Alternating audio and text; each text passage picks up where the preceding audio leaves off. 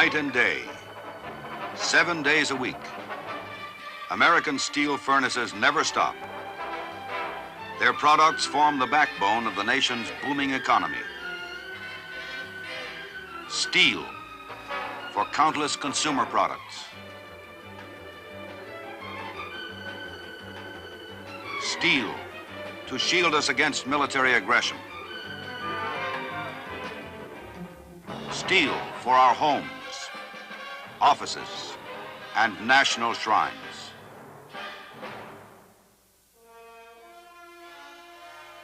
And when the steel industry announced price increases, it was important enough to involve the President of the United States. The Bethlehem Steel Company this morning announced an across-the-board increase of almost 5% in steel mill products. If this action were followed by the rest of the steel industry, it would have dire economic consequences for our nation.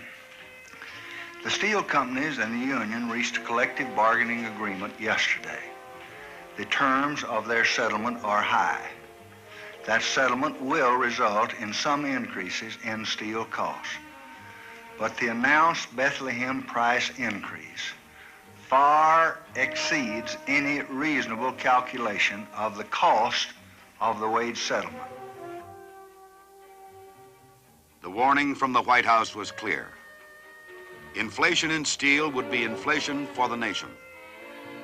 For a higher-priced ingot of steel would end up eventually as a higher-priced refrigerator, or typewriter, or wheelchair. Confronted with one of the largest single steel price increases since 1958, President Lyndon Johnson moved swiftly to ward off what he called this new virus of inflation.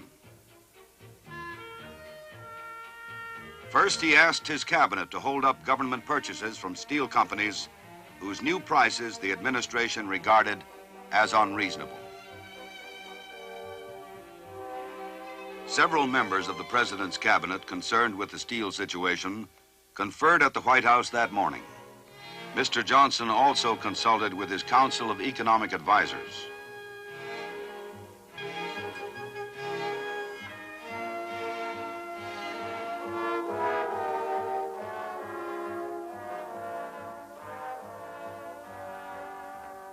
The president then called key congressional leaders over to the cabinet room and explained the Johnson administration position. American taxpayers had just shouldered a multi-billion-dollar tax increase, said Mr. Johnson, and steel companies should also do their part to fight the specter of inflation. Next, Mr. Johnson took his case directly to representatives of private industries. We are hoping, said the president, that the steel companies will see how the national interest is at stake during this critical period. A few days later, Bethlehem and Inland Steel rolled back their price increase level to a more reasonable level of 2.5%. It was a major victory for the president and the administration. But with the country spared possibly $1 billion a year in inflation, the real victor was the American consumer.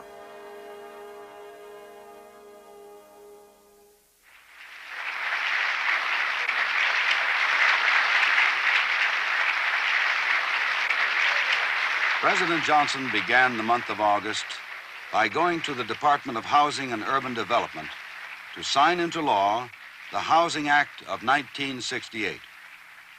It was a historic occasion.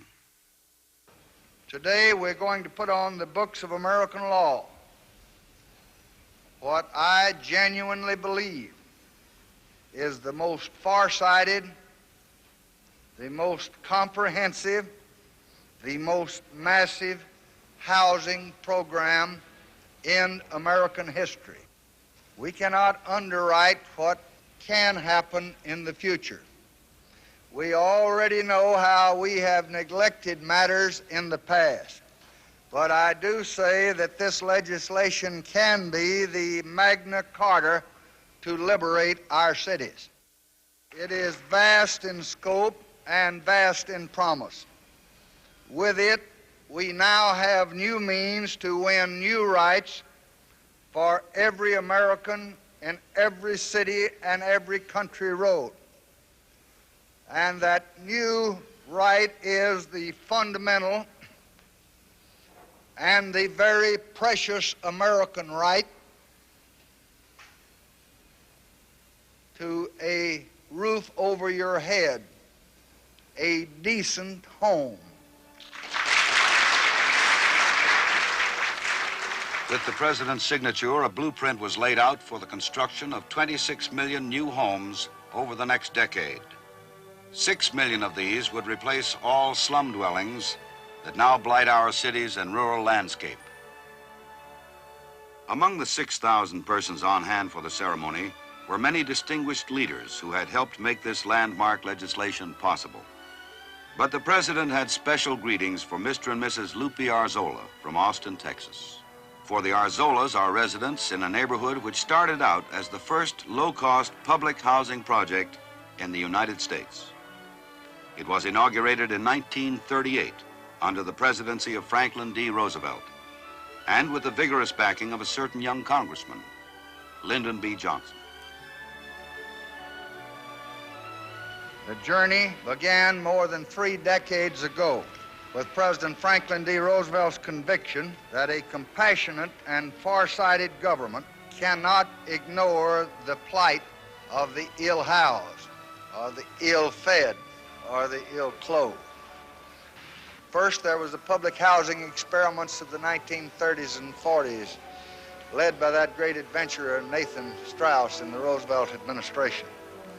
And I remember back in '38 when we met on a similar occasion to sign the Wagner Housing Act of 1938. From the earliest days of his public career, Lyndon Johnson had sought better housing for all Americans. During the Fair Deal administration of Harry Truman, he had been instrumental in the enactment of the 1949 housing bill. And later, under the administration of Dwight Eisenhower, when Mr. Johnson was Senate Majority Leader, there were housing acts of the latter 50s.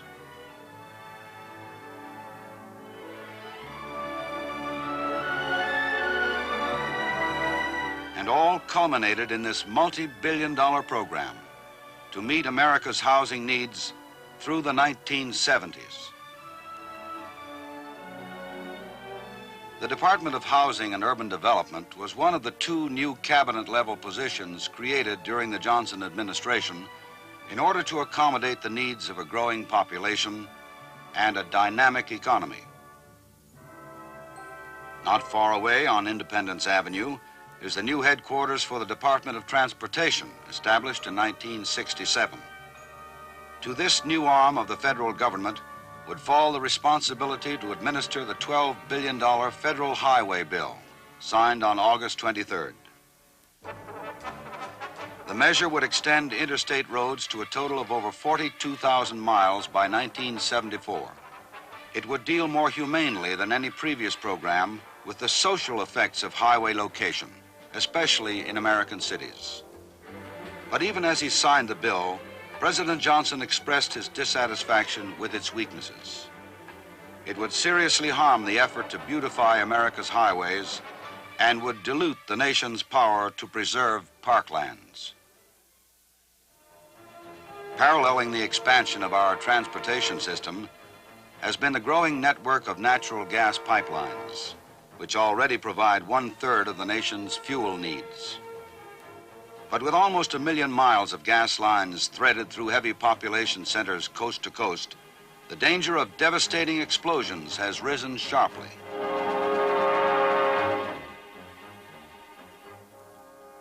In August, President Johnson signed a bill directing the Secretary of Transportation to establish better safeguards for conveying natural gas into the homes of American consumers. The buying public was given another kind of protection when the President signed the Wholesome Poultry Products Act in August. The bill would extend federal inspection standards to poultry products sold within a state.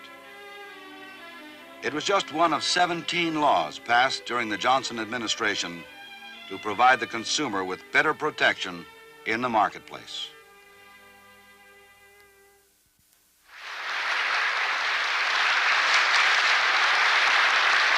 The political, social, and economic rights of the people were things that Lyndon Johnson had always taken very seriously. The president told a National Bar Association convention in Washington of new and promising developments in the lives of Negroes in America. Almost unnoticed, large numbers of American Negroes, for the first time in all American history, have now begun to enter the middle class. In 1962, the year before I became president, only 13% of the Negro families in America earned $8,000 a year. Last year, the percentage of Negroes at that income level of $8,000 had already more than doubled in our administration.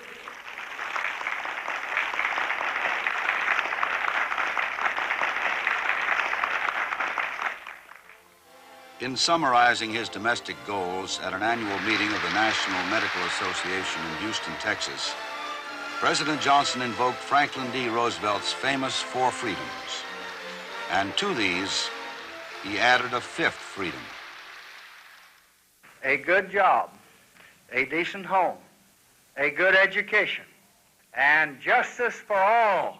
These are the new freedoms that we are working for today, that President Roosevelt eloquently referred to in his time. They are 4 spokes of a great wheel. And the 5th spoke, the great freedom, is the right of every American to as healthy a life as modern medicine can provide.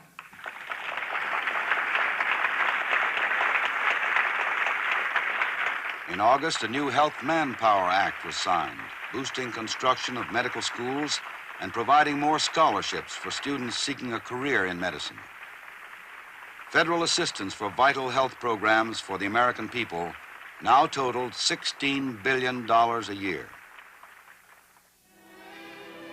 A treasured moment for the President, Mrs. Johnson, and especially daughter Linda, gathered in the White House dining room to listen to the tape-recorded voice of Captain Charles Robb, telling of his personal experiences in Vietnam.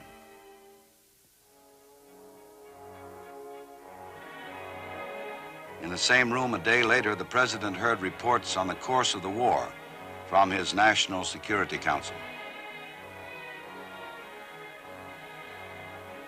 On March 31st, the President had unilaterally stopped bombing over most of North Vietnam, but this had not met a similar restraint by Hanoi.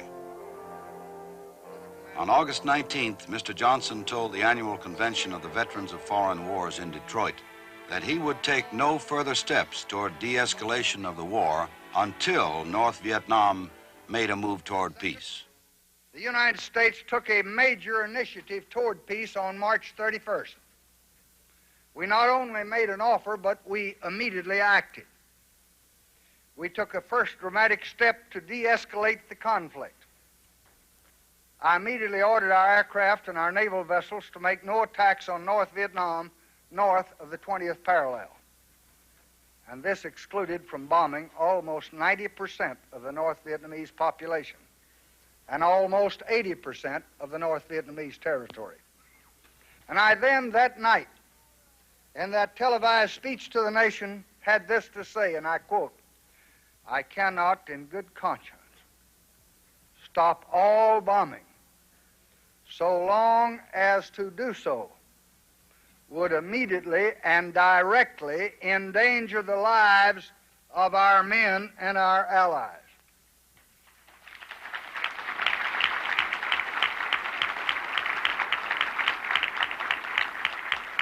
And whether a bombing halt becomes possible in the future will be determined by events.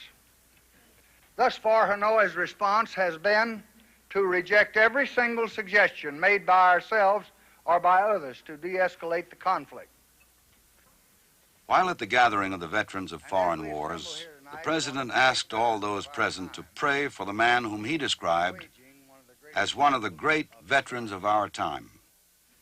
The hearts and the hopes of all of us in this room and of all our people across the entire United States go out at this moment to our beloved President, Dwight David Eisenhower. Ladies and gentlemen, I should like to ask each of you now to stand and to join me in a moment of silent prayer for this great, beloved American.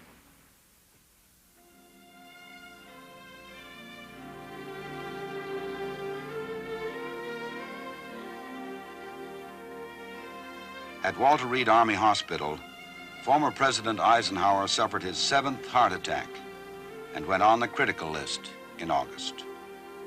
But the general had never taken kindly to defeat. And when President and Mrs. Johnson visited him at Walter Reed Hospital, they found that he had rallied and was in good spirits.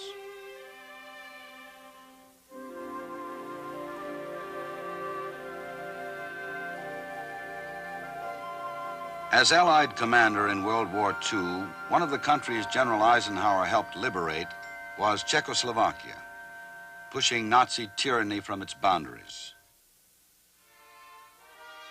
But just 23 years later, the Central European Republic was again ravaged by the forces of aggression.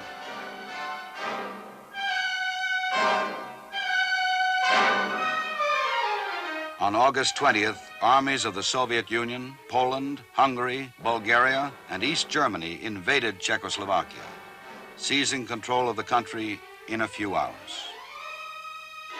Soviet embassy lights burned late that hot and muggy evening in Washington. Even as Russian tanks rumbled into Prague, Soviet Ambassador Anatoly Dobrinin called White House Special Assistant Walt Rostow to present Moscow's official reason for the invasion. The memorandum, which said that Soviet bloc forces had acted at the request of Czech leaders to safeguard the country against subversive elements, sounded hollow indeed. The next day, the president would condemn Soviet intervention on American television. The tragic news from Czechoslovakia shocks the conscience of the world. The Soviet Union and its allies have invaded a defenseless country to stamp out a resurgence of ordinary human freedom. It is a sad commentary on the communist mind that a sign of liberty in Czechoslovakia is deemed a fundamental threat to the security of the Soviet system. The action of the Warsaw Pact allies is in flat violation of the United Nations Charter. We are consulting urgently with others to consider what steps should be undertaken in the United Nations. Meanwhile, in the name of mankind's hope for peace, I call on the Soviet Union and its associates to withdraw their troops from Czechoslovakia.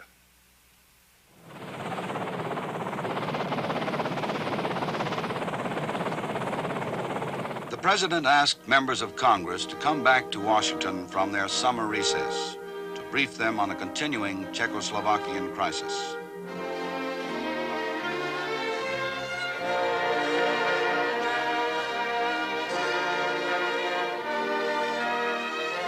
The situation grew worse when there were rumors that the Soviet Union was now planning to strike at Romania and Yugoslavia, Balkan countries which had been condemned by Moscow for seeking closer ties with the West.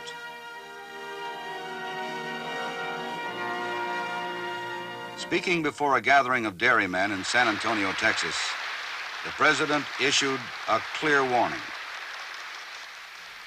It is clear to me that the leaders in Moscow have felt that their interests were threatened by the emergence of even modest degrees of national independence and human liberty in Eastern Europe. And in a tragic move, they have applied the full measure of military power in Czechoslovakia, where tonight hundreds of tanks surround that capital. And there are even rumors late this evening that this action might be repeated elsewhere in the days ahead in Eastern Europe. So I say to you tonight, we cannot and we must not, in the year 1968, return to a world of unbridled aggression. So let no one unleash the dogs of war.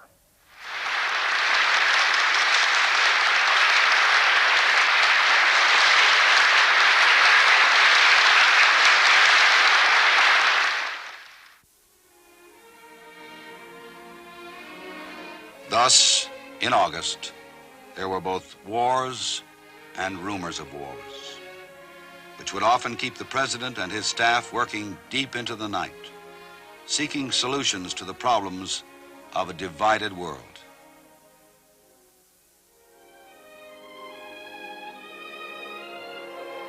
For much of America, August is the time when summer reaches its peak.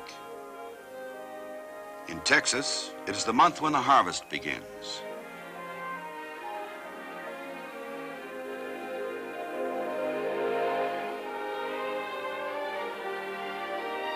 "1968 was a good year along the Pedernales, and the Johnsons were happy to be on hand at the LBJ Ranch for the harvest, and to spend as much time as possible relaxing with many friends and making arrangements for a special occasion. For this August was also the month when President Lyndon Johnson had reached his 60th birthday.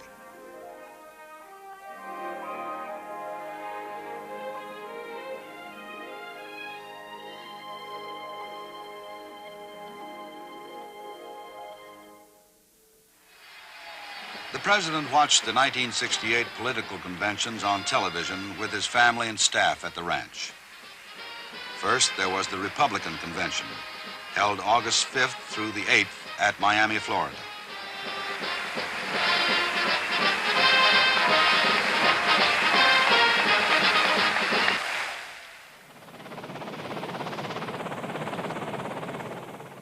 Not too long after Richard Nixon and Spiro Agnew were nominated by Republicans for president and vice president, they were invited by Mr. Johnson to the ranch for a briefing on security problems.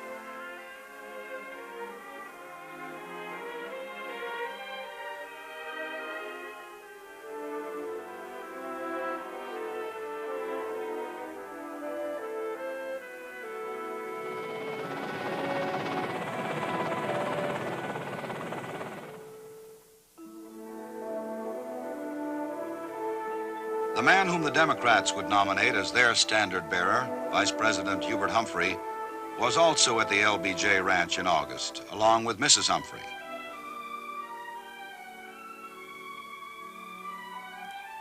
Mr. Humphrey would soon be off for the Democratic National Convention in Chicago, August 26th through August 29th.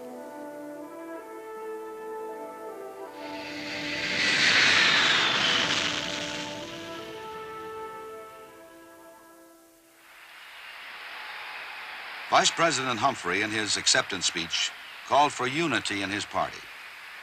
And he also paid warm tribute to the man who was still very much in the White House. And what we are doing is in the tradition of Lyndon B. Johnson, who rallied a grief-stricken nation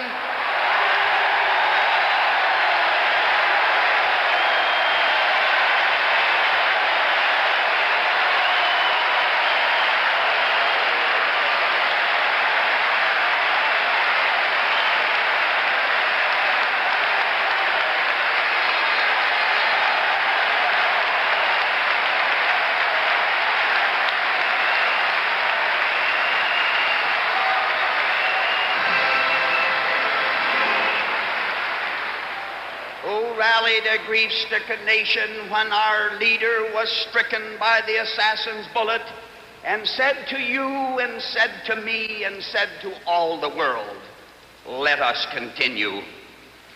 And in the space of 5 years since that tragic moment, President Johnson has accomplished more of the unfinished business of America than any of his modern predecessors.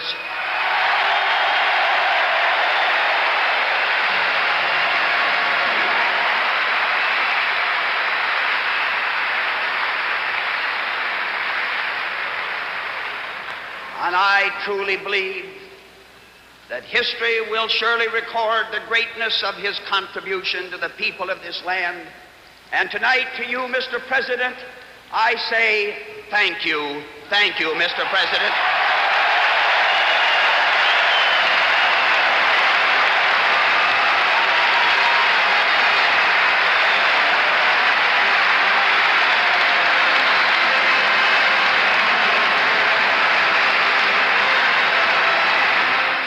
Thus, in a city which had witnessed scenes of tumult, a convention charged with emotion achieved its essential purpose, the nomination of its party's standard bearers.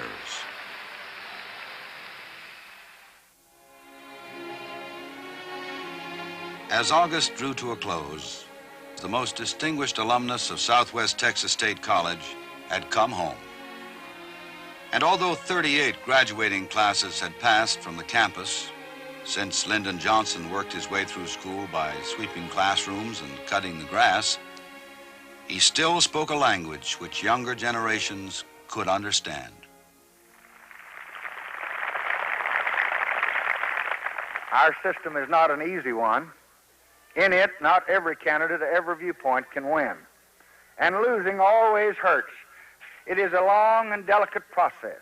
Direct and indirect primaries, delegates, conventions, and elections. But one certainty cuts through all of these complexities. In the end, the American system is responsive to the people's will. The American system, never forget, reflects the wisdom of the majority of the American people. I look at you young people, and I know from what I see in your faces that we will not fail. You have the faith for the future. You have the faith for yourselves and your society and the American system that has given you so much and that now seeks a greater unity and a greater purpose of strength.